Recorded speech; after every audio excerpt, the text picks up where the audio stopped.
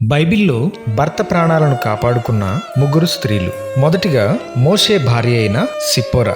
దేవుని యొక్క ఆజ్ఞ ప్రకారం మోషే ఐగుప్తునకు వెళ్ళుచుండగా మార్గములో యెహోవా అతన్ని చంపచూడగా సిప్పోరా వాడిగల రాయి తీసుకుని తన కుమారునికి సున్నతి చేసి దేవుని చేతిలో నుండి తన భర్త ప్రాణాలు కాపాడుకుంటుంది. నిర్గమకాండం 4వ అధ్యాయం 24వ వచనం నుండి 26వ వచనం వరకు. రెండవదిగా దావీదు భార్య అయిన మీకాలు. తన తండ్రి అయిన సౌలు దావీదును చంపుటకు దూతలను పంపెనని తెలుసుకున్నప్పుడు మీకాలు వారి చేతిలో పడకుండా తన భర్త అయిన దావీదు ప్రాణాలు కాపాడుకుంటుంది. మొదటి సమూయేలు 19వ అధ్యాయం 11వ వచనం నుండి 17వ వచనం వరకు. మూడవదిగా నాబాలు భార్య అయిన అబీగయిలు. సహాయం కొరకు దావీదు తన పనివారిని నాబాలు దగ్గరికి పంపినప్పుడు నాబాలు అవివేకంతో మాట్లాడడం వలన దావీదునకు కోపం రేపుతాడు. అప్పుడు అబీగయిలు సమయస్ఫూర్తితో దావీదుతో మాట్లాడి తన భర్త ప్రాణాలు కాపాడుకుంటుంది. మొదటి సమూయేలు 25వ అధ్యాయం.